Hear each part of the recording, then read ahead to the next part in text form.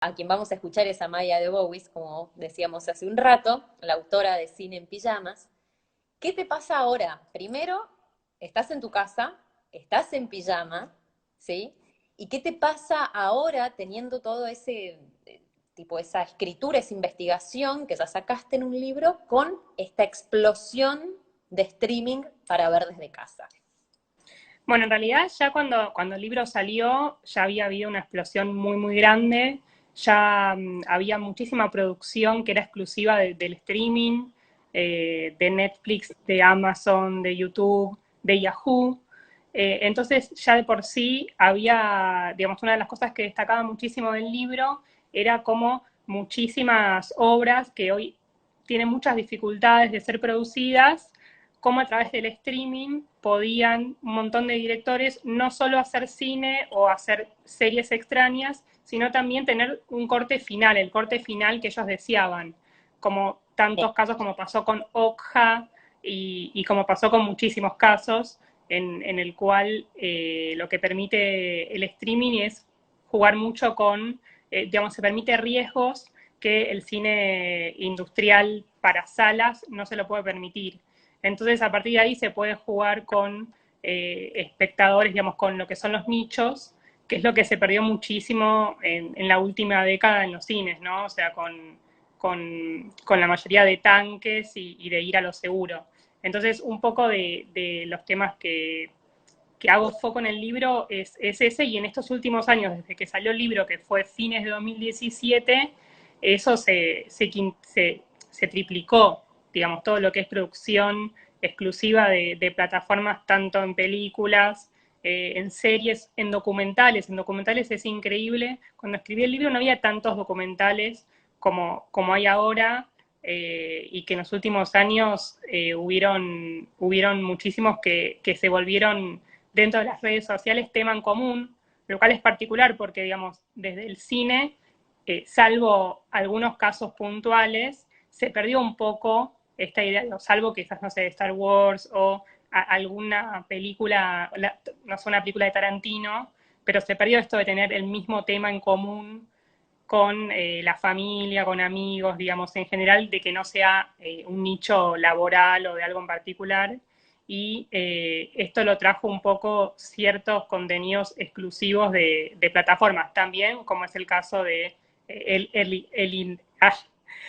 de Irishman, por ejemplo, ¿no? O sea, en el Claro. caso de cine. Pero también pasó en lo que son miniseries documentales como Wild Wild Country o The Staircase, digamos que también pasó eso, que de alguna manera, mucho antes de la cuarentena, todos lo veíamos desde casa y discutíamos eso en redes sociales, más allá de lo que es el medio, de que salían notas al mismo tiempo, pero que se discutía en redes sociales como si uno charlara, cuando uno sale del cine o cuando se encuentra no sé, en una reunión familiar o en una reunión con amigos. Eso empezó a pasar a partir de que se empezó a producir películas y series que no llegaban a los cines. Seguimos charlando con Maya Powell, que es la autora de este libro, Cine en Pijamas, que nos interesa particularmente en estos momentos, en estos tiempos, donde por cuestiones de emergencia humanitaria y sanitaria estamos en nuestras casas. De una manera privilegiada también podemos estar en nuestras casas y consumir desde Internet el streaming. Antes de seguir charlando de estas posibilidades en los formatos que dio el streaming, que como vos decís, es como también fueron a los nichos, ¿no? A hacer como producciones para ciertos sectores de la sociedad, que bueno, un tanque como supongo que contase Hollywood, digo, con un directorio que decide qué película sí, qué película no, le apuesta a lo masivo. Antes de ir a eso, me gustaría ponerme como nostálgica, porque además con tu libro, digo, hemos rememorado algunas formas y otras, debo admitir, las he conocido a través tuyo. Soportes con los que te fuiste acercando al cine, ¿no? Desde, creo que en tu caso es como un poco entre el cine de cable y el VHS. Sí, Un poco qué te trae de vuelta, háblame de esos recuerdos de videoclub y después vayamos a la piratería, que también fue otro momento importante en la circulación. Bueno, sí, voy a extrañar siempre el ritual de ir al videoclub, porque más allá de lo que uno llevaba, nunca llevaba una sola película en principio, pero más allá de esa compulsión, me gustaba mucho leer todas las cajitas y leer toda la sinopsis, era como muy insoportable, nadie quería acompañarme al videoclub porque pasaba horas y horas viendo la cantidad de películas que había y ese momento de indecisión que me provocaba entre placer y frustración de no poder llevarme todo las películas a mi casa, pero ese ritual cinéfilo que se perdió, hoy lo tenemos, digamos, cuando vemos el catálogo online en una plataforma, digamos, es eso, pero bueno, la cajita y todo ese ritual y comprar las golosinas y todo ese momento, o el helado, era, siempre se va a extrañar. Eh, yo soy de la generación que grababa películas, grababa VHS de la tele con las publicidades y todo, y que hoy hay películas que me las acuerdo con las publicidades, digamos, que me las acuerdo que después de tal secuencia viene la publicidad de Los Simpsons de un capítulo de los 90, por ejemplo. O sea, también, digamos, yo soy de esa generación que hoy me parece muy gracioso porque hoy no toleramos, por ejemplo, es muy difícil tolerar hoy ver una película en la tele y que tenga publicidades. No hay mucha paciencia para eso, lo hemos perdido, sobre todo con el streaming que no tiene publicidades, no así YouTube, que bueno, si uno no paga, eso aparece, pero bueno, creo que eso también nos crió como espectadores y como cinéfilos. Yo todavía tengo VHS en mi casa y tengo una videocastera que nunca la deseché porque bueno, porque hay todavía cosas extrañas que de repente no están, no existen. Entonces, bueno, todavía lo tengo y además me gusta, digamos, si bien no me pongo a ver un VHS, pero me gusta recordar la textura y toda ese carácter rústico que a veces nos olvidamos y que está buenísimo. Y después que el VHS, que si bien después llegó el DVD y bueno, y la imagen cambió por completo, porque ya de por sí no rebota la imagen, Claro. pero bueno, también, digamos, desde chica cuando descubrí el VHS, me pasó eso de poder atesorar una escena todas las veces que uno quiere. Bueno, que eso me sigue pasando, ¿no? Que de repente uno está viendo una película y más allá de volverla a ver completa, pero el hecho de ver una escena y querer verla de nuevo y tener la posibilidad de verla todas las veces que uno quiere, hasta aprenderla de memoria y esa cosa de que tienen los niños y las niñas y las niñas que a quien le gusta mucho el cine también se lo permite, ¿no? Seguro. Y Maya, también en este libro, en Cine en Pijamas, contabas esto de que en el videoclub también se atesoraban películas que de otra manera no hubieran llegado. Si no las veías en VHS, es como el lugar de las rarezas también un poco, ¿no? Sí, totalmente. En principio, digamos, hay películas que no pasaban por el cine y que directamente las veíamos en el videoclub en VHS y que de hecho muchas veces la veíamos en títulos que después era imposible entender, encontrarlos después, porque venían o con el título de España o estaban esas rarezas y ni hablar de ciertas avivadas del videoclub que es como un mundo aparte y que me resulta apasionante esa creatividad que existía sobre todo en lo que es el videoclub de barrio, más que en un blockbuster, digamos, en una cadena grande, pero lo que era el videoclub de barrio tenía eso, que encontramos de esa manera un montón de cine de los 80s, de cine de género, de cine de clase B, que de otra manera, siendo chicos, no hubiéramos llegado a eso. No, digamos, no, muchísimas cosas no se estrenaban en cine o tampoco teníamos la edad para ir a verlo. Rarezas me decís al extremo de como, por favor, rebobinar. ¿Alguna vez te encontraste con un VHS que tenía algo que nada que ver grabado encima o que le faltaban partes? No, eso lamentablemente no. Pero sí me pasó de repente que tenga una carátula y que sea otra cosa. O sea, que tenga una carátula de algo y que sea otra cosa, que sea como la clase B de lo que me estaba mostrando en la carátula. Eso me pasaba. Digo. No me acuerdo ahora qué títulos, pero sí me ha pasado de eso, como que, por ejemplo, cuando era niña me acuerdo que me había alquilado Alicia en el País de las Maravillas, la de Disney, y Sí. adentro era una Alicia en el País de las Maravillas que no era la No. de Disney, era Mira, otra, ay, era como una versión muy extraña y me pareció espectacular. Y tenía esos hallazgos y que después uno crece y te das cuenta que era mucho mejor, quizás incluso, ¿no? Pero sí, creo que el videoclub nos formó también en cuanto a no tener prejuicio con lo que te vas a llevar a tu casa, ¿no? Que de repente te gustaba una portada y entonces eso hacía que te lo lleves y descubrías cosas de esa manera, ¿no? Qué sé yo, yo iba digamos, iba por un género y me iba llevando todas las de un género y hacía mucho eso, y me notaba cuál la próxima semana me iba a llevar. Entonces, bueno, era como bastante metódica. Así que bueno, sí, creo que a veces pienso en las generaciones, en ahí los nos centennials el, que no vivieron ese videoclub. el, el tataranieto del padrino, dice acá alguien, por ejemplo, dice si hacían esas cosas. ¿Existir? O eso no sé, no, no, Como ahí unos ya me super mataron, fakes, no, imagino. esa ya no sé. Eh, en el videoclub vos contás, yo voy a seguir reponiendo información, es Cine en Pijamas, el que ella, quien tenemos aquí arriba, ha escrito, Maya Debowitz, a finales del 2017, publicado en el cine, ¿no? O sea, wow.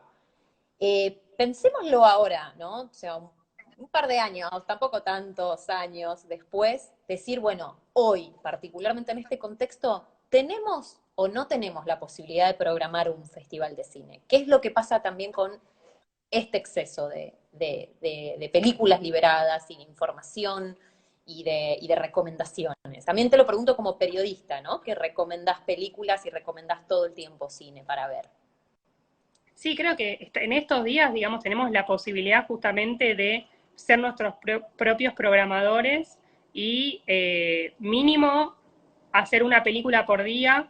Yo en una época, antes de trabajar como periodista, tenía un ritual que era ver una película por noche, digamos, ¿no? O sea, todos los días encontrar ese momento de antes de irme a dormir pensando en una historia distinta todos los días y en estos momentos donde está lleno de listas, donde se informan sobre los Vimios o sobre links en YouTube para ver, en estas semanas estuvieron muchos periodistas y programas. La Autopista del Sur está compartiendo bastantes listas. Diego Lerer La Autopista en del Sur es Micropsia. contanos del programa de la Autopista del Sur, sábados a las La 21. Autopista del Sur es un gran programa de radio que está en la AM 750 los sábados de 7 de la tarde a 9 de la noche, conducido por Fernando Juan Lima, Sergio Napoli y acá quien les habla, con producción de Paula Núñez, Julieta Lauchela Jalif y Marcos Rivas. Es un programa todo de cine, ahora tiene un poco de series, pero básicamente cine. Y desde que empezó la cuarentena, todos los sábados en el programa estamos recomendando, abriendo acceso a plataformas que en estos momentos podemos ver. Pero bueno, sobre todo eso, ¿no? Como informando todas las películas que se van liberando para ver. En muchos casos, en algunos, digamos, los puedes ver en vivo con el director y después le haces preguntas a los directores. Digamos, la experiencia es distinta, pero cada experiencia es única y no es reemplazable, digamos. No es que el hecho de ver cine en casa reemplaza o es la misma o es mejor o es peor que ver en cine. Son experiencias distintas y hoy en día no se puede ir al cine, ya sabemos, pero digamos, pero cuando se puede ir al cine, una experiencia no anula a la otra. No, Digamos, de son hecho, cuestiones muy... una de las conclusiones, porque el libro también es bastante abierto en todo su recorrido, pero acá Cine en Pijamas lo que propone es que un soporte va nutriendo al otro, van como complementando de alguna manera. Hoy podríamos decir que gracias a un formato, que es el digital y el virtual, se está salvando al otro. imaginemos cuando esto termine, cuando podamos ir a los cines, iremos en masas, digo, será como también, nos está haciendo falta también eso, por anulación de alguna manera. Sí, sí, seguramente. Y también van a cambiar, digamos, van a haber un montón de películas sobre este tema. Digamos, obviamente todo se va a retroalimentar y esto va a tener un efecto en el cine desde todo punto de vista, digamos, desde el consumo y también desde la producción. Y eso está buenísimo. A mí me encanta ir al cine, me gusta muchísimo el ritual de estar en un lugar solo para ver esa película con gente que posiblemente no estaría al lado si no fuera porque nos une el ver esa película. Digamos, es gente que uno entra, la ve y quizás no la vea nunca más. Digamos, esa sensación me parece muy hermosa. Y también me gusta muchísimo ver películas en mi casa, eh, digamos, rodeada de mis cosas y con la posibilidad de verla, de terminarla de ver y verla de nuevo, o de ver partes por separado todas las veces que quiera. Son experiencias súper distintas y también está el hecho de que cuando una película es buena, funciona en cualquier tipo de soporte, incluso en un celular. Exacto, seguro. A mí Siguiendo en me esta parece muy línea, lindo, sí, sí, no, dale, dale. no, que me parece muy lindo también el hecho de que desde que podemos ver películas en cualquier clase de soporte, que sea desde una computadora, una tablet o un celular, uno puede llevarse el cine encima como una cartera, como una mochila, digamos. Y esa idea de que vos te podés llevar el cine con vos me parece muy mágica. Digo, más allá de que la pantalla sea más pequeña, el hecho de uno estar aferrado al cine todo el tiempo que uno quiera, me parece que es una posibilidad enorme que no siempre se la ve así. Exactamente. Me hiciste acordar de otra anécdota que contás en el libro que está muy buena. Cuando todos pensábamos, y sobre todo la industria, ¿no? Tenía mucho miedo de que el cine iba a morir, el cine va a morir. No habíamos llegado todavía a los grandes tanques de streaming, pero sí ya estaba como esta piratería para poder descargarte las películas, ¿no? Que en un momento, desde YouTube más o menos, que estaba bastante liberado, hasta que nos pudimos descargar un mega upload o los torrents que todavía existen. Alex de la Iglesia dice algo en los premios Goya y vos después hablás con Alex de la Iglesia. Contanos de ese encuentro y contanos, contextualizame todo esto. Bueno, fue alrededor de 2011, Alex de la Iglesia da un discurso diciendo que el futuro del cine va a ser el streaming, ¿no? O sea, mucho antes de que el streaming realmente llegara a las casas de una manera masiva, ¿no? O sea, y dio ese discurso, fue bastante abucheado por eso, y bueno, años después eso pasó de una manera muy fuerte, hoy en día mucho más, y sí, no me acuerdo que unos años después, no me acuerdo exacto el año, fue en el año del estreno del VAR en Argentina, no me acuerdo si fue 2016, o sea, ahora se me hace una laguna del año, si fue 2016, ¿No fue 2017, no me acuerdo bien qué año. ¿Cuál? en un Bafisi, Bueno, no no, se estrenó en un bar? no fue en un Bafisi. Fue en cines, pero ponele que fue entre 2015 y 2016. Vamos a ponerlo para ahí, no me acuerdo bien. Vino a la Argentina, es lo más, Alex de la Iglesia, es una persona, un director increíble y una persona muy hermosa, y además dibuja, y dibuja muy bien, así que lo entrevisté y charlamos un poco sobre eso, sobre cómo fue como el Nostradamus posta, digámoslo, porque Nostradamus es el otro, no, pero el Nostradamus posta del cine, de cómo tuvo ese ojo y cómo anticipó y cómo él decía que una película tenía que pensarse para todos los soportes. Digamos que Ujú. vos no podés pensar una película que solamente se pueda sostener para ver en una pantalla grande, digamos. O sea, no como que, digamos, no podía pensarse limitando así una película hoy en día. Entonces, que uno lo pensaba ya desde cero, como para que funcionara en cualquier clase de plataforma y que vos no puedas controlar dónde el espectador va a ver esa película. Entonces, bueno, sí, charlamos mucho sobre eso y nos reímos mucho de cómo predijo el futuro de producción y consumo de cine y me hizo unos dibujos. Me En serio. hizo... Sí, sí, el otro día estuve ordenando, antes de la pandemia, y los encontré. Ahora no sé dónde están, pero me hizo unos dibujos muy increíbles, porque le gustan mucho, mucho las historietas. Y bueno, y charlamos un poco sobre eso y yo le llevé unos cines míos que se los regalé y sí, me parece como, además de un gran director, un autor muy inteligente y de cómo también el ser un buen autor es adaptarse a Ujú. cambios que van ocurriendo y ver, digamos, cómo tu obra se va acomodando a eso, ¿no? Y creo que también el ser un buen autor es también eso, ¿no? Lo mismo con ser espectador, lector, pero, pero creo que los grandes directores también tienen esa capacidad. Siguiendo en esta que estábamos haciendo, como en esta especie de línea, ¿no? De los soportes por donde venían, hay algo fundamental que son los DVDs, ¿no? Los DVDs y la piratería. Sí, Y a la piratería en el sentido de que se copiaban y se vendían en mantas, manteros, kioscos. sí. Se puede decir que ahí, como lo contás en el libro, empieza a autodescubrirte como crítica de cine y de una manera hermosa. Contanos Sí, sin escatimar en detalles, por favor, esa anécdota del kiosquito. sí, es una anécdota que amo mucho y me enorgullece muchísimo esa anécdota. Eh, esa anécdota es así, antes de ser crítica de cine y de trabajar como periodista cultural, eh, yo caminaba mucho por la avenida Santa Fe para ir al taller, a lugares, qué sé yo, y había en esa época, que no, ponerle que era 2008, por ahí, 2007-2008, era la época donde en los puestos de diario se vendían películas truchas. Era como la explosión de las películas truchas con esas portadas tan hermosas, como de diseño de paint, que a mí me parecen increíbles.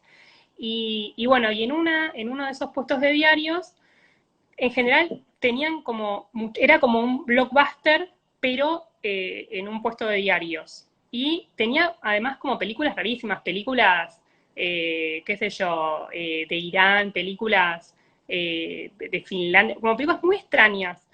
Y bueno, y yo le compraba películas, lo que podía, y siempre veía que este hombre, que le preguntaban de qué se trataba, no sabía mucho qué explicar porque la verdad que no le interesaba el cine. Entonces, alguna vez fui y le dije, che, esta está buenísima, y le conté, esta película trata de tal cosa, y me copaba hablando con él, y bueno, me propuso, el diariero se llamaba Paco, era una persona como, no sé, de 60 años, y me propuso regalarme las películas, o sea, yo, no sé, por semana llevarme 12 películas, mirarlas, y yo tenía que después contarle de qué eran las películas. Básicamente tenía que analizarle las películas y tirarle puntas de cómo venderlas. O sea, básicamente ayudé a la Ah, piratería. O sea, me hago cargo, claro. me declaro culpable, que me caiga todo el peso de la ley, pero también mucha gente llegó a películas que de otra manera no hubiera llegado, yo también. Y bueno, y eso habrá durado, no me acuerdo cuánto tiempo, pero en 2 años creo que duró eso. Ah, sí. Y bueno, y así iba viendo muchísimas películas. En general estaba bastante bien la calidad, en general, o sea, si alguna estaba mal, le advertía también, como esto no lo vendas. Eh, pero bueno, sí, como es digamos, mi mancha más oscura en cuanto a la legalidad es esa. Pero es una anécdota para mí muy hermosa en el hecho de poder ver un montón de cine, de un montón de películas sin prejuicio, ¿no? De que era como, bueno, me caían esas películas y las veía, y que después, o sea, no sabía que eso se iba a transformar en mi profesión, digamos, la verdad es que no me imaginé, sí era un deseo, pero nunca me imaginé que eso realmente en un futuro iba a ser mi trabajo diario, y bueno, me pone muy feliz, pero sí, más allá de ser una gran anécdota, para mí fue una experiencia increíble, y también me ponía muy contenta que esas películas pudieran verlas y llegarles a personas que quizás de otra manera no las vería, como que yo le ponía mucha pasión a cuando decía, tenés que lograr vender esta película de Kaurismäki porque está, bueno, y era como súper lindo eso. Y no solo contarle el argumento para que el kiosquero le respondiera a la señora o al señor de qué se trataba esta película, sino que le hacías una bajadita, también una crítica, o sea, las empezabas a rankear entre ellas. Sí, sí, totalmente. Le decía como, bueno, de la fotografía decía tal cosa, los diálogos. Sí, sí, era como increíble. Creo que a veces no me tenía mucha paciencia, Paco, como que a veces era como, bueno, resumí. Pero para mí fue muy lindo, para mí fue casi como mi primer trabajo, en el sentido de que fue muy lindo y que también me gustó eso de que era como pensarlo para gente que no era cinéfila, digamos, que quizás no tenía demasiado acercamiento más allá de ir una vez al mes al cine. Y también me pasaba un poco de que más allá de la piratería y obviamente un montón de cuestiones de que, digamos, hay que ir al cine y pagar la entrada y consumir cine de manera legal, hay un montón de gente que compraba en ese puesto de diarios que las películas se vendían muy baratas, que no tenía posibilidad de ir al cine, de pagar una entrada de cine. Entonces también está eso que muchas veces no se piensa y que para mí era súper importante. Digo, de que a veces iba una señora y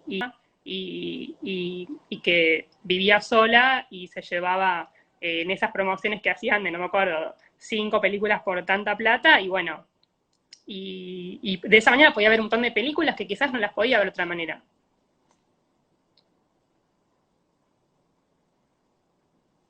Es que lo interesante que propones en Cine en Pijamas, además de dejarnos como muy libres de la conciencia de lo que estamos haciendo, dispositivos chiquitos o grandes en casa, es también ver cine, es como un análisis viendo y denotando como un formato implica, o sea, como un formato que se dio de manera natural entre la sociedad como la piratería o que fue una decisión de... Y es muy interesante esto que nombras de que no serían posibles las maratoneadas en streaming si no hubiera existido la 6x5, 3x2 y le empiezo a dar. Eso está bueno que planteás. Sí, totalmente. Y desde la piratería también pasa un poco el hecho de, por ejemplo, ver filmografías completas de un director. A mí me gusta muchísimo analizar películas digamos, de la primera a la última y que así, y que lo hago así también, digamos, de que películas que no se pueden conseguir. Hoy en día, digo, si bien están las plataformas de streaming, hay muchísimas películas que no se consiguen de manera legal, lo cual es un problema. Digo, antes con los videoclubs sí se conseguían de manera más fácil. Y bueno, y también tenés esta posibilidad de ver de repente todas las películas de un director en tantos días y poder ver cómo fue cambiando sus intereses, sus modos de filmar, eh, eso, ¿no? O sea, su forma de contar historias. Claro, y fundamentalmente esto que le pasó al público común, al que iba a buscar la última de Ricardo Darín, ¿no? Digo, esta cuestión de que nos fuimos reeducando a ver mucho, a ver, a ver. Y hoy una maratón de Netflix o de HBO es posible un poco gracias a la piratería. Me encantó ese concepto.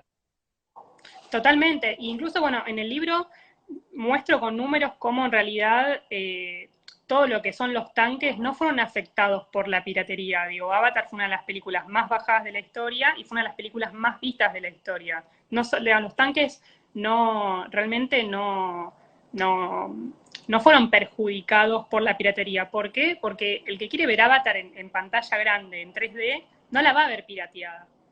Digamos, Ujú. son experiencias distintas y es un público distinto en cuanto a esa película. Sí afecta a películas más chicas, ahí sí las va a afectar porque es distinto, pero digamos, Avatar no, Avatar ya es una película vieja, ¿no? Ahora que estoy hablando así, pero bueno, todo lo que es Avenger o un montón de películas que están pensadas exclusivamente para la pantalla grande y para lo que es el cine espectáculo, no se ven afectadas realmente por un torrent. Sí, pero es un dato no menor que Avatar fue una de las que más recaudó en su momento para los números de la época y la más descargada en un momento donde no había streaming, entonces todo se medía en descargas. La mayoría de las que fueron más vistas fueron las más descargadas. Mira. Acá nos hacen una pregunta y ya creo que están empezando a mezclar el periodismo, digo, con las nuevas formas y los nuevos formatos, ¿no? No solamente nuevas formas de hacer cine y de consumir cine, sino de consumir información, como sucedió con las redes sociales. Entonces, pregunta cómo ves el futuro trabajo del crítico de cine en el contexto de los constantes cambios de las redes sociales y cómo vivís esos cambios como crítica y periodista. Bueno, un poco adaptándome a los cambios que van pasando, digamos, ¿no? O sea, así como sucede con el cine y los soportes y las plataformas, digamos, también cambian muchísimas profesiones. Y en cuanto al periodismo, creo que hay cosas que nos afectan y depende de cómo nos acomodemos a eso, eso podemos como, digamos, hacer más cosas o no. La verdad es que, qué sé yo, o sea, yo cuando empecé, ya empecé, por ejemplo, a escribir en El Amante que era digital, como que yo no viví, por ejemplo, al Amante en papel, entonces como que un poco yo ya empecé con esos cambios. Y después, o sea, trabajo en lo que es periodismo en papel, en periodismo digital, en portales, y me parece súper interesante la diversidad de públicos que tiene eso, ¿no? Que uno puede escribir de una forma para lo que es un portal y que ese portal tenga un público y al mismo tiempo escribir en un medio más especializado que sea papel y que sea otro público. Me parece que lo importante es que haya diversidad y no un solo modo de periodismo y de forma de periodismo. Me parece que mientras esa diversidad exista está bien y lo mismo con la manera de abordar una película, digamos, con esta competencia, no competencia, pero con esta pelea que hay a veces entre críticos, cinéfilos, influencer y todo, como esta cuestión que hoy existe. Sí, que yo un poco no me gusta mucho meterme en esa área porque no me gusta mucho atacar al que está trabajando, digamos, me parece que no está bueno, pero al mismo tiempo me parece que son públicos distintos y trabajos distintos. Y que creo que hay público para cada tipo de trabajo. Sí, mientras esto permita diversidad, ¿para qué agotarlo, no? Y cerrarlo en una sola fórmula. Hablando de Totalmente. formatos y aprovechando que ya se están empezando a interactuar, que está buenísimo, que es la idea, esta Sí, es la primera vez que desde Somos Fanzine estamos haciendo un vivo, estamos haciendo una entrevista, en este caso a Maya de Bowitz, porque nos cruzamos afortunadamente con cine en pijamas y pensamos que es desde acá que tenemos que hablar, pensar, entender, distraernos y por qué no teorizar en este contexto, ¿no? Desde la misma urgencia. En el libro, Maya, nombras algunos formatos que la verdad yo desconocía y a todas y todes para que cuenten si alguien había escuchado hablar, por ejemplo, del disco láser. increíble. Siguen, hay acá algunas preguntas más. Igual antes quería que nos contaras cómo era este Que pierdo un poco el efecto sorpresa de cuando después voy a ver la película, sentir que eso ya lo vi, digo. Y después, por otro spoileame. lado, claro, sí, que quizás no es que te dice, bueno, a tal lo mató Pirulo, pero cuestión de recortar un pedacito.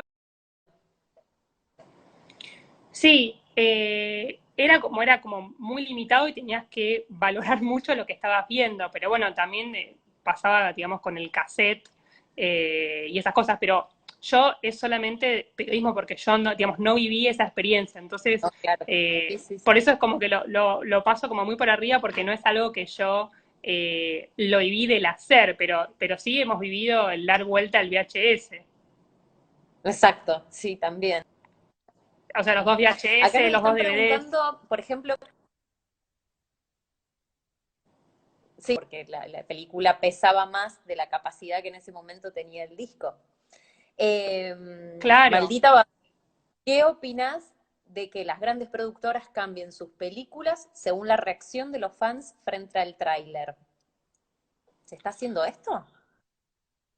Sí, sí. Lo que pasa es que el tráiler es tramposo, ¿no? Yo me volví un poco fundamentalista de no ver trailers, porque los trailers es otra película, es como una película aparte, ¿Mm? y por un lado pasa que genera, por un lado, genera muchísimas expectativas, demasiadas a veces como, uy, esto va a ser de una manera, entonces uno se crea una fantasía adentro de la cabeza que es como tener una primera cita e imaginarte cómo tiene que ser esa primera cita ideal. Y después, por otro lado, es al revés. Como decís, uy, esto va a ser una porquería, no es lo que yo estaba buscando, y como que hay todo también desde el espectador, sobre todo en grandes producciones, de querer controlar y direccionar, no sé de qué manera, mentalmente, la obra de un director, de un productor, digamos, de una major. Y el tráiler genera mucho esa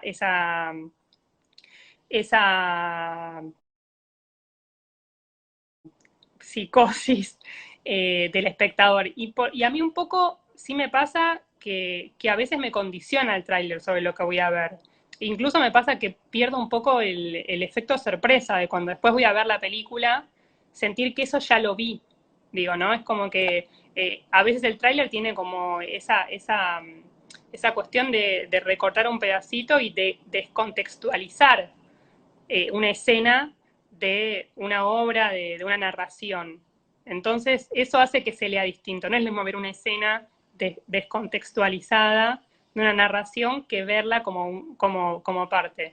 Entonces, de por sí me volví como en un momento tenía esa cosa de ser insoportable con los trailers y decir, ¿cómo esto va a ser así? O al revés, la quiero ver ya, no, tachar los días, volverme muy intensa. Eh, Traté como sí, como de volverlos lejanos a los trailers. También, además, me agota también la reacción de la gente, digamos, y eso también lo trajo mucho las redes sociales, digamos, Twitter con los trailers Exactamente. también se pone muy intenso, muy intenso.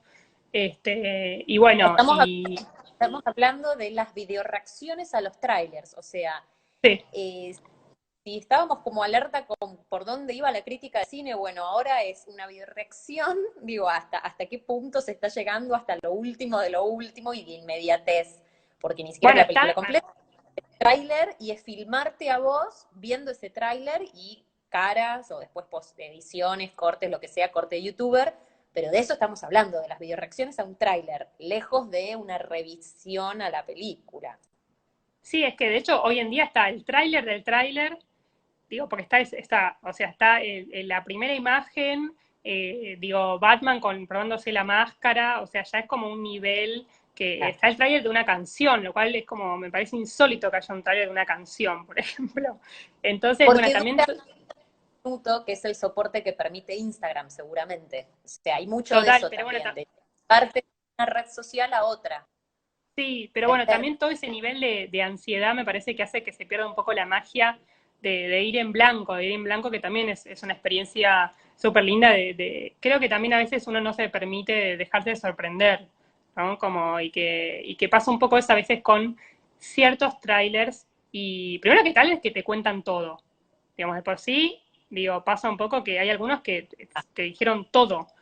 Se Y después, por otro spoilean. lado, claro, sí, que quizás no es que te dice, bueno, a tal lo mató Pirulo, pero hay una cosa de que ya te está contando toda la película, sobre todo en películas que son películas sin spoilers. Eh, y después también pasa que eso, que digamos, de cómo representás a una obra que tiene un tono y que tiene un recorrido de una manera que vos estés obligado a que el otro quiera comprar la película, ¿no? Porque también pasa eso, digo, hay películas que le pone una música y es otra, y es una película en sí. Entonces, bueno, como que o sea, el tráiler es un mundo aparte y de hecho creo que debería haber, o sea, existe de hecho el análisis de trailers mismos. Claro.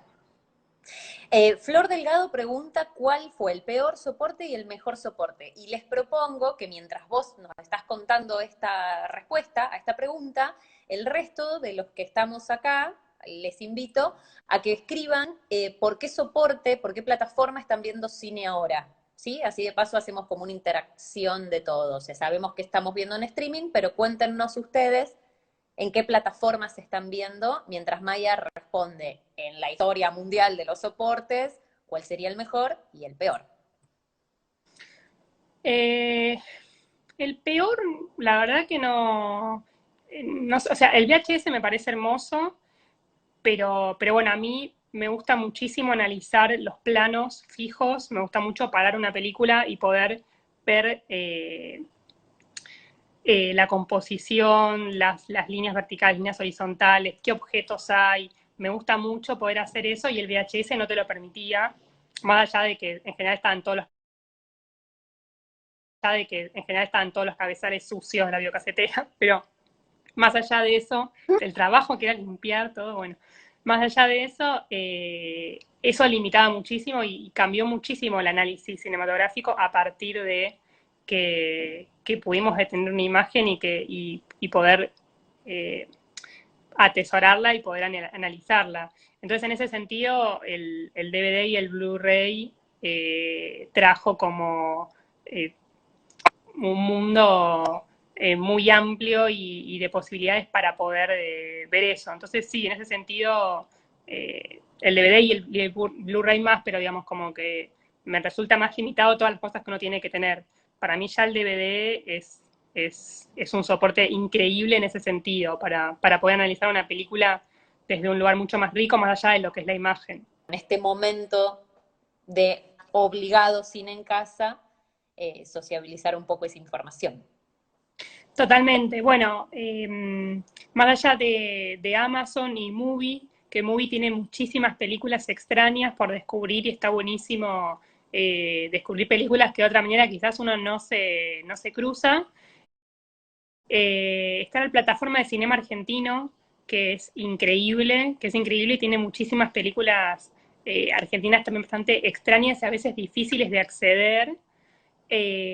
Bueno, está Amazon también que puede, que tiene bastante cine, más allá de series, tiene muchísimo cine. Está Qubit, que tiene muchísimos focos súper interesantes y que por la cuarentena ahora con un código que sientan a Qubit lo pueden ver, tienen un mes gratis para ver todo lo que es películas, es solo películas y cortometrajes y también van cambiando constantemente. Y después, bueno, como decíamos al principio, yo particularmente recomiendo mucho y siempre intento, casi obligo a la gente a ver esta película que voy a decir, y que justo estos días el director la liberó, Martín Shanley, es que vean la película Juana a los 12, que me parece una de las películas más increíbles que se han hecho en Argentina. Es una película de 2014, creo, y recomiendo mucho, mucho, si quieren me escriben después, si están vagonetas para buscar, no tengo problema, puedo hacer eso por Juan a los 12. Me escriben y les paso el link que liberó Martín Shanley porque es un antes y un después de esa película. ¿Sí? Esa es mi recomendación Bien, argentina del momento, sí. buenísimo. También es como un momento en el que todos están un poco liberando todo y se van probando las formas. Digo, ¿qué funciona? ¿Funciona dejarte una videoteca abierta? ¿Funciona hacer más esto que PCI, que es el colectivo de cineastas independientes, que está, por ejemplo, proponiendo más ciclos, donde hay una película liberada por día y después hay una charla con el director? Digo, vamos probando todos, ¿no? Quienes estamos dando la posibilidad y quienes estamos mirando. Sí, totalmente. Digo, nadie sabe qué va a funcionar porque es algo nuevo esta situación de estar en casa a las 24 horas de la gente. Hay personas que no, pero digamos, esa situación en la cual, dependiendo del trabajo que uno tiene, uno quizás se puede organizar los tiempos de otra manera. Yo creo que siempre el acercamiento a los directores es súper lindo, hacerle preguntas, digamos, todo lo que tiene, por ejemplo, el Gomón o el Malva, o los festivales, ¿no? De que cuando termina la película, uno puede preguntar y dialogar con el director. Me parece que eso es una experiencia súper linda y que está buenísimo que hoy en día con esta situación de cuarentena se puede implementar. Sí, absolutamente, absolutamente. Situación de cuarentena y también cómo la vivís desde el periodismo, digamos, como crítica. Hay como también, digo, hay quienes se están ocupando, ¿no? Como que cada uno en la sociedad está haciendo desde su lugar y crítica de cine parece que no, pero en estos momentos, digo, es como llevar otro tipo de información. ¿Cómo lo estás tomando? ¿Cómo lo estás viviendo? ¿Seguís escribiendo? ¿Seguís haciendo programa de radio? Bueno, en primer lugar, por ejemplo, obviamente dejé de cubrir estrenos de cine que sean en salas, digamos. Yo, por ejemplo, en la agenda, junto con Diego Lerer y Jorge Fernández, cubrimos estrenos los jueves, un jueves cada uno, y bueno, esto nos cambió totalmente y empezamos a cubrir estrenos de streaming. Lo que son estrenos en general que está producida por una plataforma, en principio eso. Entonces, la semana pasada, por ejemplo, cubrí La chica que amaba los caballos, Ujú, la de que Netflix. recomiendo. Sí, Sí. está muy bien esa película. Y, por ejemplo, ayer Diego Lerer cubrió Chicas Perdidas, con lo cual eso cambia eh, nuestro trabajo. Y bueno, y después también ahora para Infobae estoy una nota sobre películas de aislamiento, que no son estrenos, ¿no? Pero digamos que obviamente tiene que ver con la coyuntura que estamos viviendo. Entonces, cambian algunas cosas, pero el trabajo sigue siendo el mismo, digamos. Sí, obviamente cambia esta situación de que no hay estreno, digamos, que baja muchísimo la cantidad, más allá de que haya estrenos streaming, obviamente no va a ser la cantidad que está todos los jueves en las salas. Más allá de eso, mi vida sedentaria no cambia demasiado porque yo trabajo en mi casa escribiendo acá, entonces bueno, eso no cambia. Nos cambia a los críticos que no vamos a privadas de cine y que obviamente no, digamos, muchísimas películas las que escribimos no se estrenan, no se llegaron a estrenar. Eh, pero bueno, creo que también está la posibilidad, por ejemplo, y eso lo destaco y me parece interesante, más allá de que lo lamento muchísimo por los directores y las distribuidoras, pero sí pasa que, por ejemplo, a veces la inmediatez de, de hablar solamente de estrenos en los diarios, en los portales, incluso en las redes sociales, hace Ujú. que casi no hablemos de películas que no son estreno. Y que eso Bien. pasa un montón, digo, se perdió muchísimo, digamos, al haber hoy en día menos revistas especializadas Ujú. en cine o en cultura, más allá de suplementos, ¿no? Obviamente, pero sí hay una cosa general de que siempre tiene que estar dentro de la coyuntura y se perdió muchísimo el análisis de películas que no se estrenaron la semana pasada. Digo, y creo que este contexto hace, por ejemplo, de que podamos hacer notas, no sé, de poder rescatar películas y analizarlas desde lugares temáticos o desde decir, bueno, están todas estas películas en esta plataforma o en esta, de manera, no sé, liberada, entonces nos ponemos a ver estas películas como si se estrenaran hoy, en el sentido de darles esa Exacto, importancia.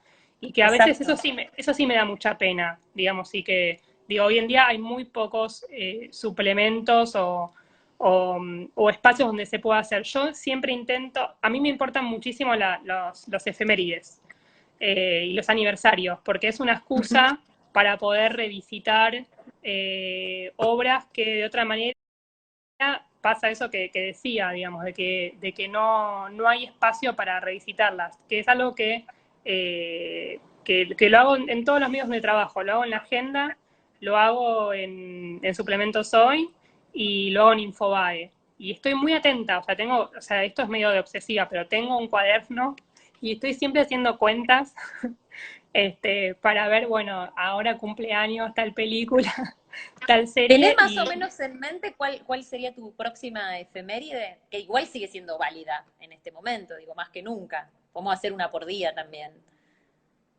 Eh, una por día, no, o sea, es más difícil porque trato de hacerlo con números redondos, ¿no? O sea, Claro. por ejemplo, 25 años, 35 años, 45 años, 50, y cuando termino un año lo que más me divierte es, bueno, ahora se vienen unos nuevos cálculos y empiezo como a hacer las listitas, o sea, ¡Guau! de lo que, digamos, obviamente siempre y cuando, en general, de lo que a mí me interese, pero bueno, eso me parece algo muy importante en este momento donde solamente importa lo urgente y que Sí. incluso también pasa, viste, que hay, no sé por qué, cierta ansiedad de que las cosas hay que verlas ya mismo y Ujú. que cuando pasó un mes, no, ya ese tema se terminó, esa película ya está, y me parece muy cruel.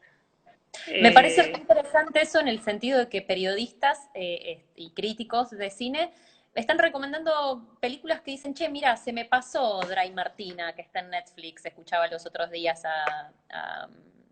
no recuerdo bien quién era el que lo decía en Twitter, se me pasó esto y la verdad está buenísimo. Digo, qué bueno también que como crítico, como periodista, no estar siempre detrás de esa primicia y sentirte, digo, mal o fuera de lugar si estás recomendando algo que ya pasó, porque en realidad no pasó, ¿no? Esto es lo que estamos teniendo esta conciencia ahora, que no pasó, sobre todo ahora No, que lo tenemos ahí disponible y lo podemos ver.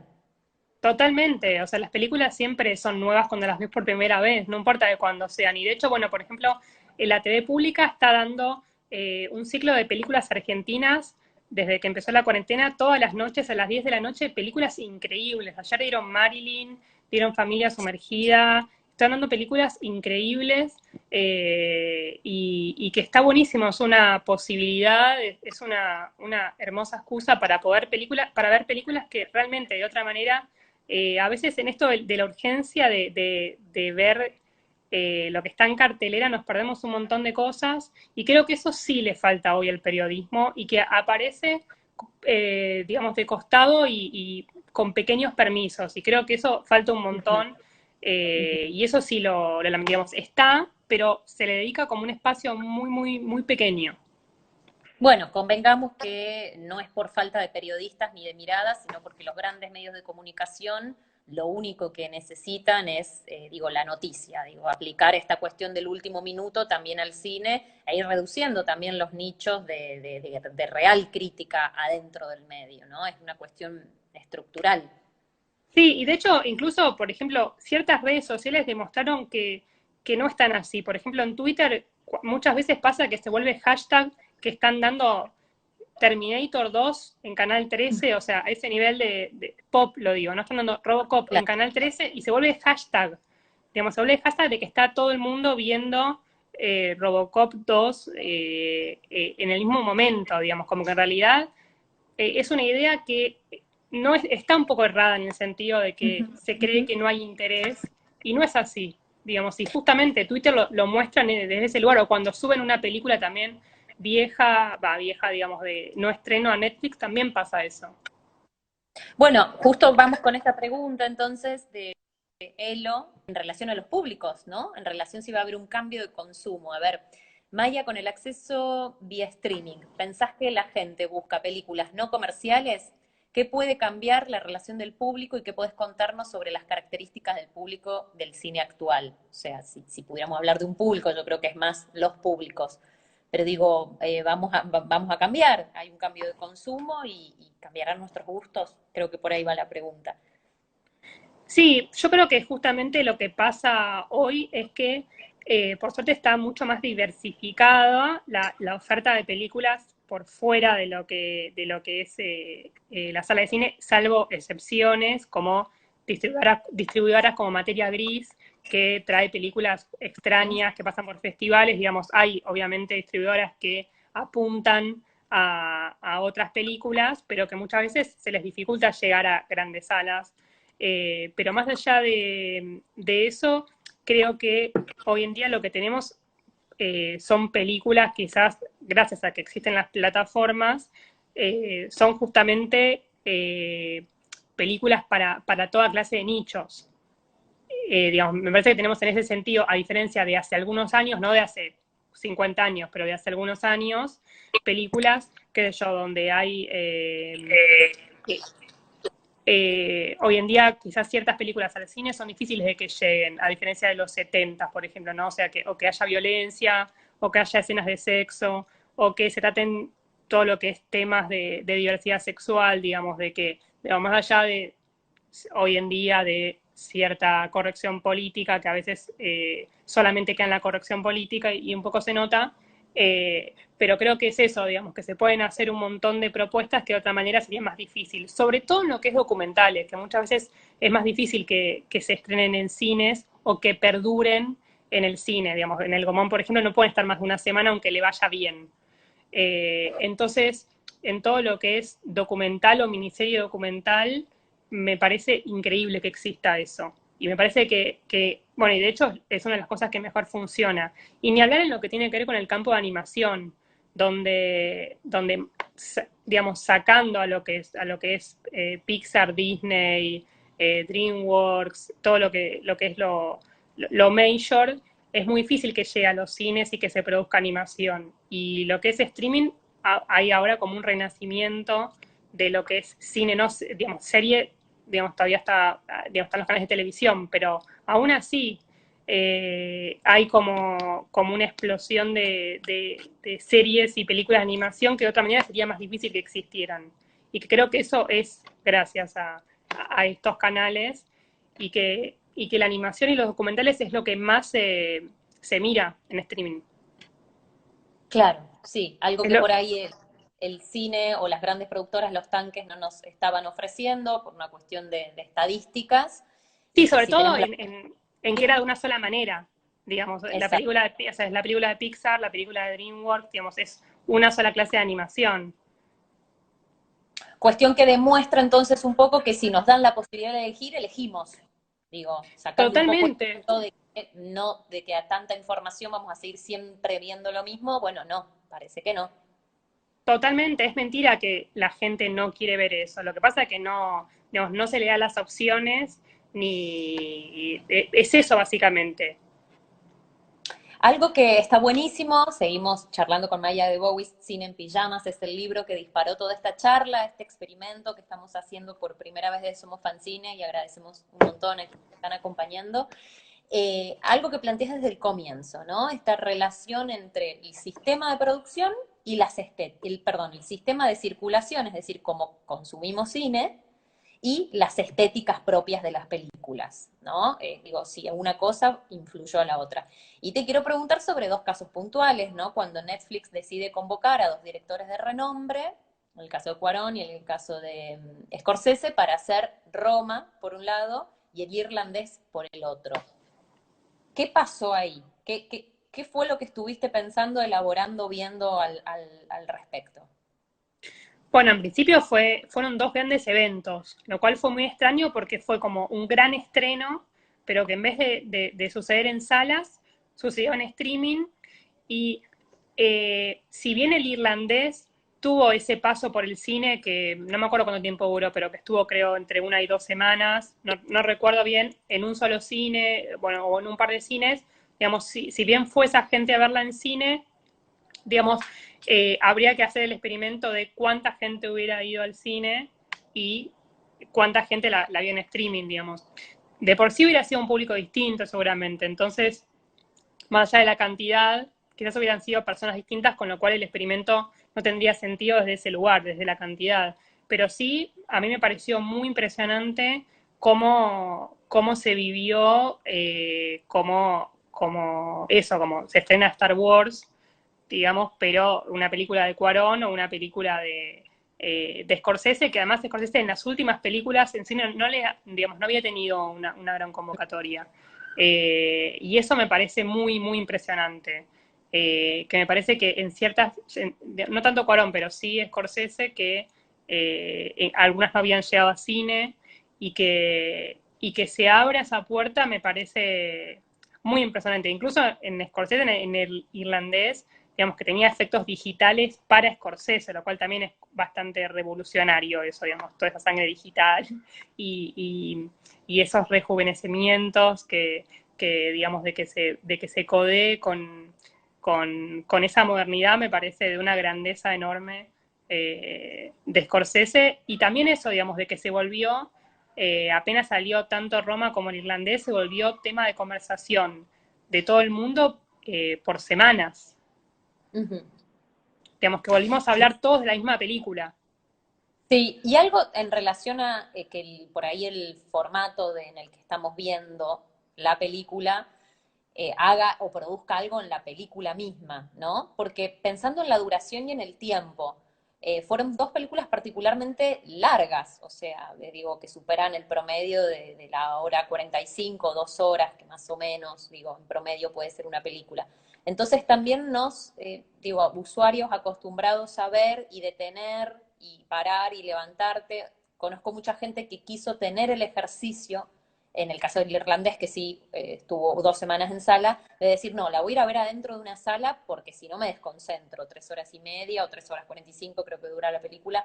Entonces, es como, ¿qué onda? Netflix les dice, hagan su película, dice, bueno, ahora que es en este formato, además de la megaproducción, ¿no? El dinero y el tanque que eso representa, la duración, porque nos están proponiendo es como, ¿no? Como si te bancás una maratón de series, bancate esta película de casi 4 horas.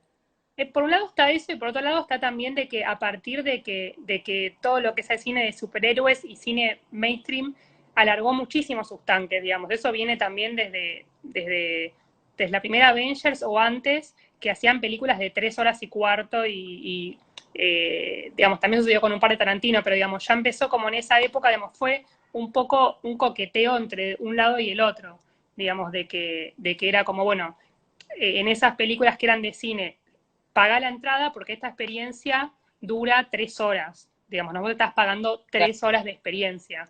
Entonces creo que eso también empezó a eh, como a hacer un efecto rebote en otras películas también, ¿no? Y creo que también tiene un poco que ver con eso. Yo creo que las obras tienen que durar lo que tienen que durar, digamos, o sea, ni mucho ni poco. Digo, el tema de la duración justo es algo que, viste, cuando dicen muy largo, muy corto, me parece como algo muy banal en cuanto a lo que tiene que durar una obra, sea una serie, sea una miniserie, sea una película.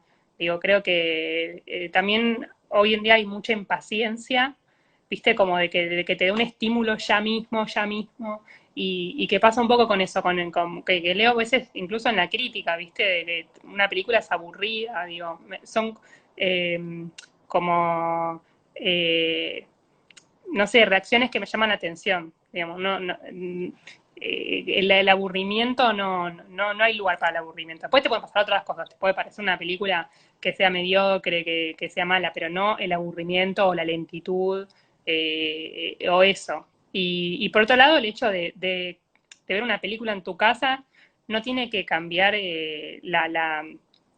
no tiene por qué cambiar el hecho de la concentración. Me parece que eso, Bueno, la distracción está en uno, esté en el sí, sí, cine o esté bueno, en tu casa. sí, por supuesto.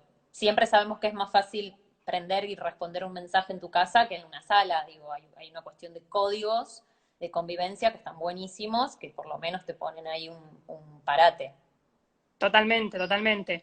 Pero bueno, me parece eso que, que justamente el irlandés y Roma demostraron que siguen siendo grandes eventos, se estrenen en cines, o se estrenen en una plataforma de streaming, y eso me parece realmente increíble. Incluso que, digamos, que hace gente muchísima gente de la que estaba viendo eso, quizás no tiene la plata para llevar no sé, a sus hijos a ver Roma, digo, sus hijos, no sé, adolescentes, ponele, vamos a decir, y que lo pueden ver todos juntos, digamos, si bien el streaming tiene un peso de la individualidad, de que uno quizás lo ve en la computadora y está solo y qué sé yo, también tiene la cosa de verlo colectivo, incluso hoy viste que sacaron estas aplicaciones con la cuarentena para ver una serie con una amiga tuya a la Ujú. distancia y pararlo y ver todo en el mismo momento.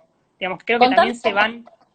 contame Es cómo una, es eso. aplicación, es una aplicación que lo que hace es, por ejemplo, yo quiero ver con vos, no sé, Chicas Perdidas, ¿no? La película que se estrenó hace pocas semanas. Entonces, no nos podemos juntar, tenemos que quedarnos en casa por la cuarentena, entonces tenemos de verla de ese modo. Todavía no lo usé, pero lo que hacemos es lo ¿Cómo? vemos a la distancia, Ah, pero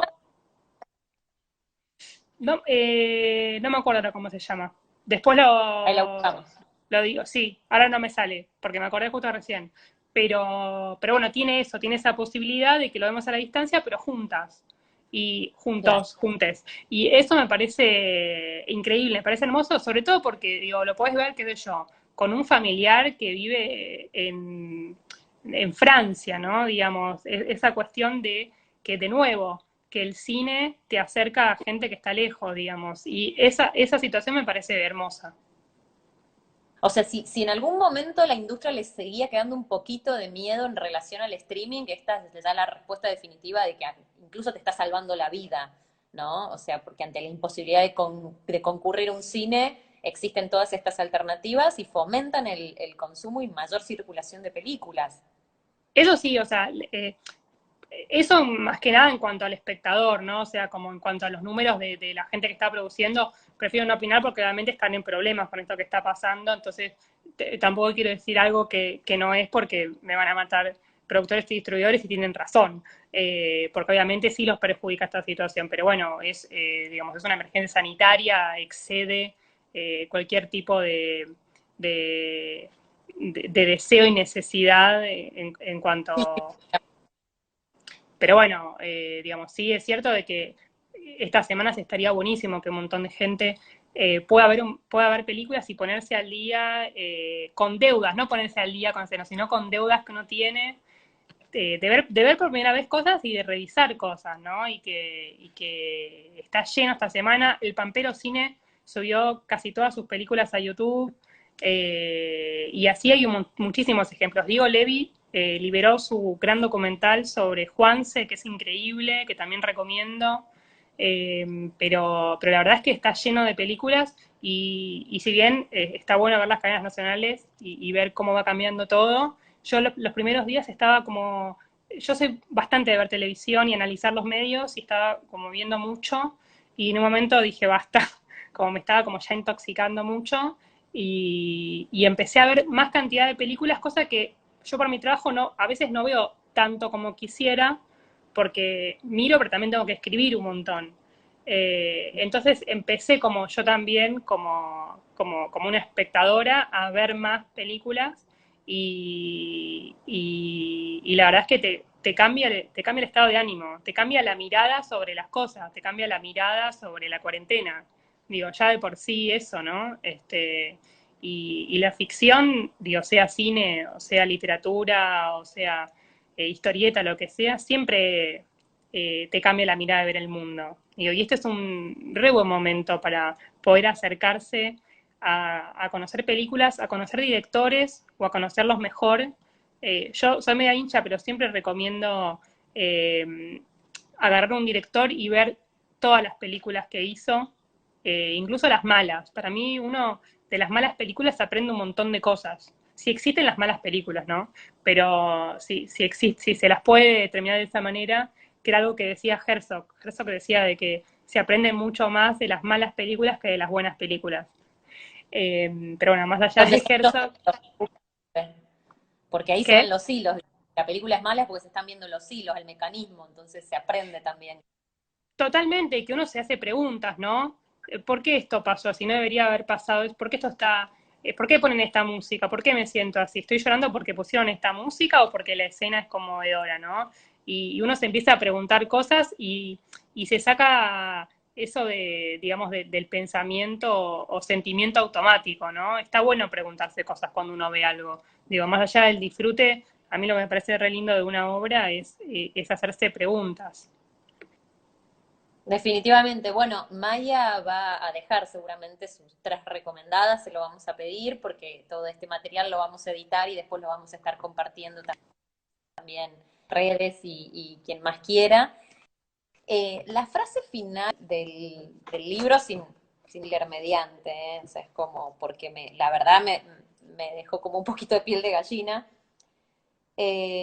Cómo romper ese vínculo hiperpoderoso, estás hablando del cine y digo, la vinculación entre nosotros, espectadores, y el cine, ¿verdad? O sea, ese vínculo.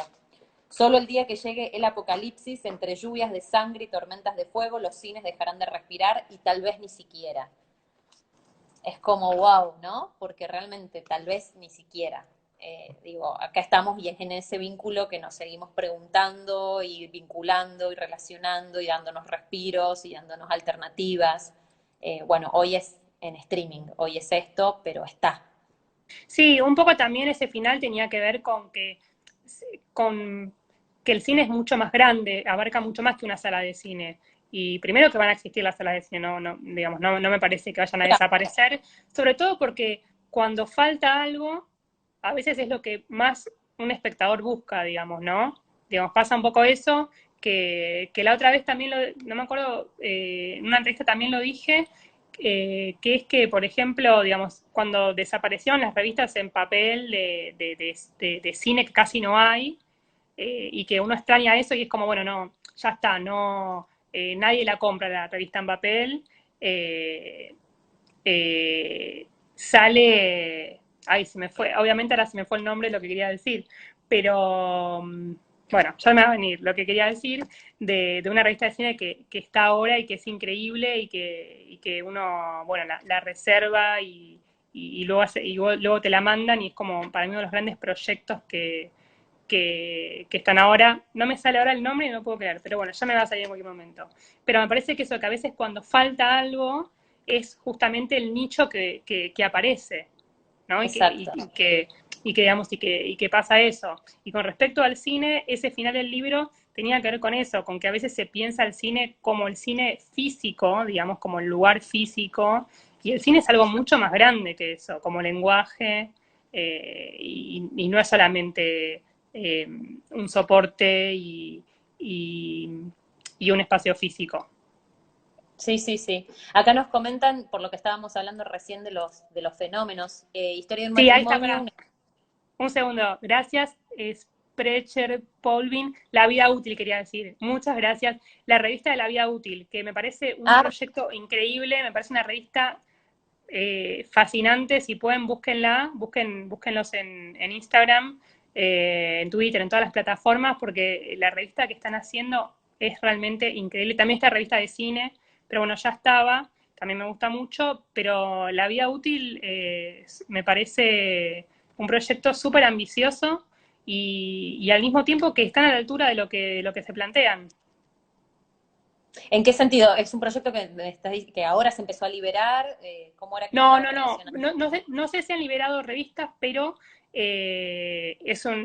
quizás se puede comprar digital, no lo sé. Yo tengo un par de números en papel, Ujú. pero bueno, creo que iban por el número 3 me parece, y son revistas libro, donde analizan obras completas de directores rarísimos, es como muy increíble.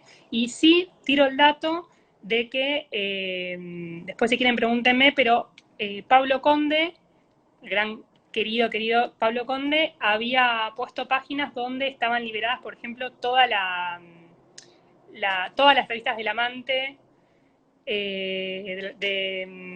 estaba también revista Film, bueno, así un montón de revistas que estaban liberadas, Fangoria, todas las revistas Fangoria, así que hay un montón también de material para leer digital que se lo pueden bajar y tienen ahí para leer un montón. Claro, no solamente la posibilidad de ver y consumir compulsivamente, sino también darnos ese momento a apoyar con ciertas miradas, ¿no? Con algo que está escrito en un papel y que también nos está aportando a construir todo esto. Ahí nos estaban aportando también de historias de un matrimonio, que fue también un evento que nunca llegó no pisó ni un cine, y bueno, nada, hasta nominaciones en un Oscar y etcétera. Sí, Hubo también un retema, ¿no? Entre las películas que se estrenaban en Netflix, pero llegaron a grandes festivales, como fue la de los Meyerholz, la de que llegó a sí, Cannes y sí. había estado. Después se pusieron como, bueno, no, si estás en una plataforma ya estrenada, a un festival en competencia, no, digo, fue también, digo, todo esto, ¿no? Que estamos hablando, la materialidad de esta circulación, que se va como respondiendo mientras esto va sucediendo, o sea, un poco en el día a día. Sí, con Historia de un matrimonio es un caso interesante. A mí me gustó mucho, hay una nota en Infobae que escribí sobre la película. Y es un caso interesante porque la vio muchísima gente en la primera semana y a diferencia de El Irlandés o Roma, que hubieran funcionado muy bien en cine, yo no sé cuánta gente hubiera ido al cine a ver Historia de un matrimonio. Digamos, o sea, no creo que la cantidad de gente que la vio por streaming en esa Ah, primera semana la hubiera visto en cine, digamos. Y fue eso, fue un tema en Twitter durante semanas, digamos, salieron millones de memes. Digo, que sé que para mí cuando algo se convierte en meme es un éxito. Para mí es un ya parámetro está. muy importante. Sí, sí, ya está. O sea, hoy en día llegas a meme, sos un éxito. Digamos, pasó eso, digamos, se volvió hashtag, ya apenas salió, duró semanas y eran discusiones constantes en redes sociales, ¿no? Y no, ahora ya pasó un tiempo, pero digamos, Historia de un matrimonio para mí es un caso perfecto que hubiera sido lindo verla en cine, estoy de acuerdo, pero que Ujú, hubiera durado, no creo que hubiera durado más de 1 o 2 semanas.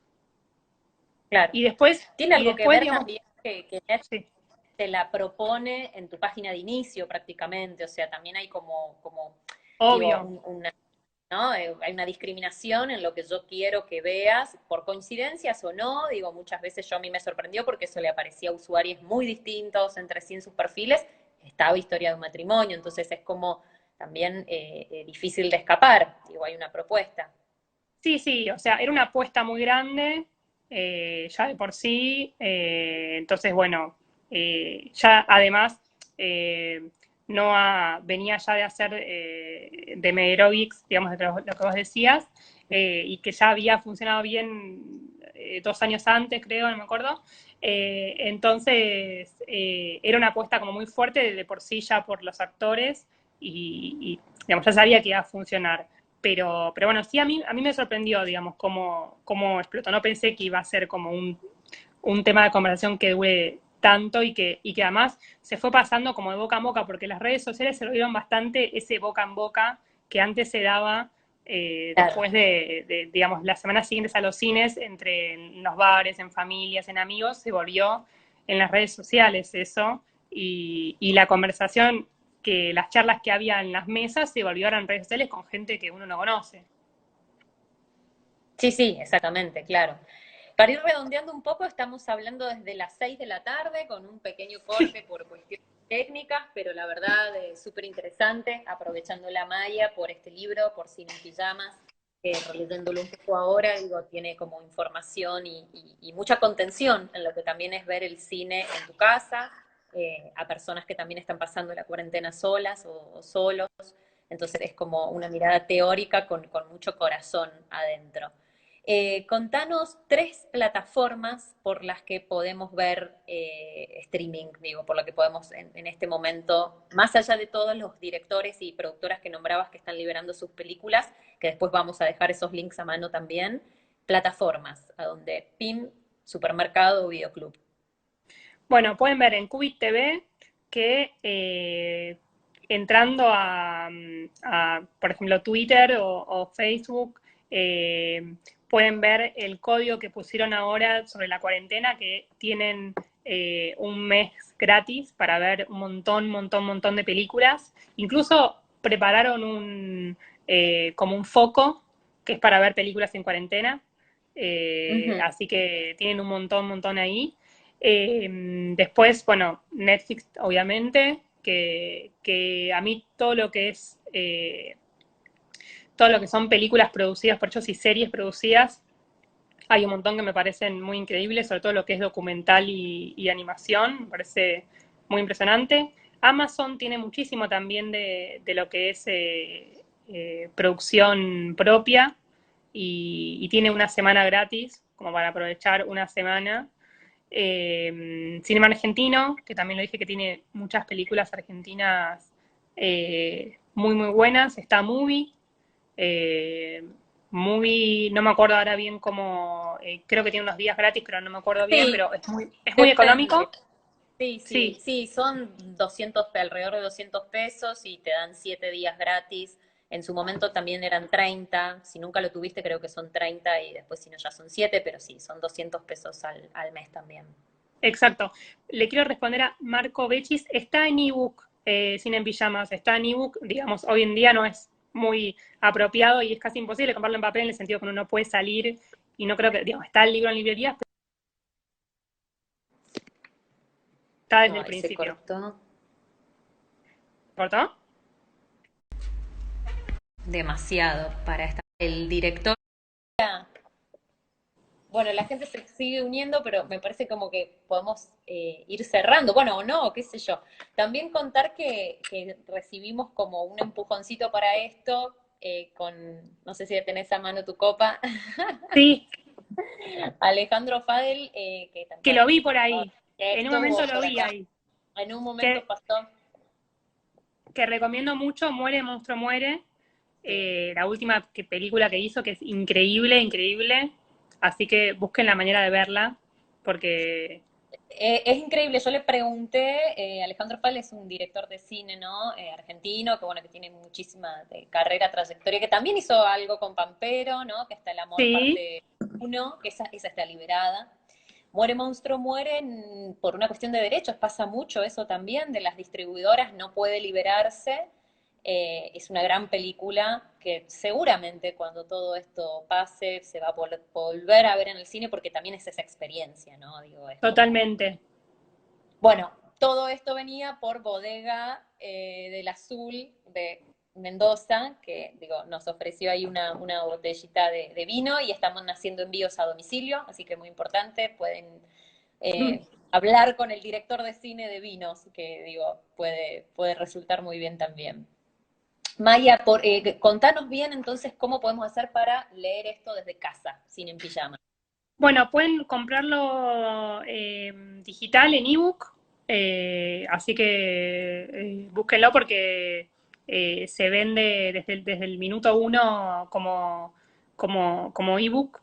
Tiene ilustraciones mías Sí, son también. quiero Tiene mostrar. muchos conejos, tiene muchos, muchos dibujos de conejos bastante divertidos. Porque Y Maya bueno, vive con conejos. ¿qué? Vivís con conejos. Sí, vivo con 9 conejos. Sí, Wow. sí. No les puedo dar. Ah, No porque, o sea, tardaría mucho en traer a cada uno y obligarlos a que salgan en cámara. bonitos. Pero mientras podemos ver estas. A ver, pues estoy como que se me acabó la batería, entonces mi mano es el trípode. Ahí está uno. Una. Acá hay muchísimas ilustraciones muy hermosas. Es un libro que acompaña mucho. Bueno, Maya, muchísimas gracias Un por placer. esto, por este momento. Muchísimas gracias a todos los que estuvieron pasando y que se unieron. Realmente, bueno, nuestra misión desde acá también es crear contenidos, seguir armando. Fanzine surge para crear contenidos y estrategias para contar festivales de cine, ¿no? Para trabajar a la par de los festivales de cine, creando contenidos que puedan llegar a sus públicos mediante redes sociales. Obviamente que esta crisis nos afecta desde muy de cerca. Los festivales fueron de los primeros eventos que se empezaron a cancelar.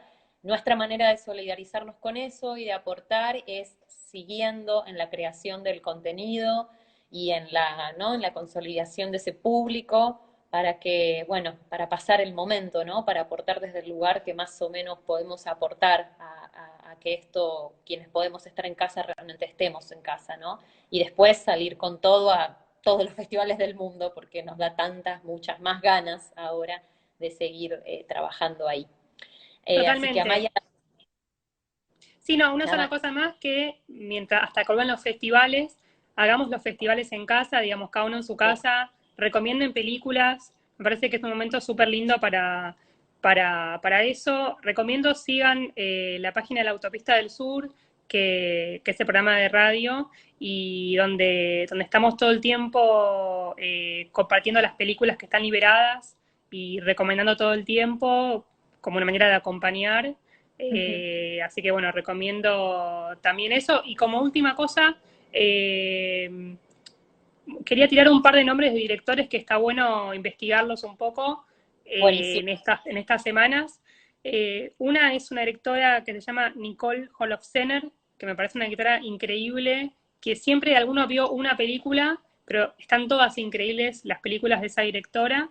Y otro director que en los últimos tiempos se volvió más mainstream, pero que en un principio no lo fue, que es James Gray, que sus primeras películas, para mí son mejores las primeras que las últimas, son increíbles como True Lovers, Los Amantes, Wow. Los Dueños de la Noche, The Yards, son directores que están buenos investigarlos, y Ira Sachs, que también hace poco estrenó una película y, y, que, y que está buenísimo en estos momentos ponerse a investigar directores y hacerse por orden como si uno fuera el videoclub todas las películas. Así que nada, esas son mis recomendaciones de directores para investigar estas semanas. Buenísimo, las vamos a dejar, vamos a armar ahora mismo unas stories, así quedan también como stories y compartimos también esos nombres. Sí, y cualquier Y cosa que me escriban que les respondo. también, exactamente, también pueden escribirle a Maya que mañana vas a estar en la autopista del sur. Mañana pueden Sábado. sintonizar la Autopista del Sur a M750 con Fernando Juan Lima, Sergio Napoli, Marcos Rivas, Paula Núñez, Julieta Lauchela Jalif, que la vi por ahí, de 7 de la tarde a 9 de 9 de la noche. Así que sí, sintonicen mañana que también vamos a estar analizando películas y hablando un poco de cómo es ahora ver cine. Bueno, muchísimas gracias, gracias a todas, gracias a todos, y seguiremos con estas iniciativas. Muchas gracias, Maya. Chao, chao. Chao.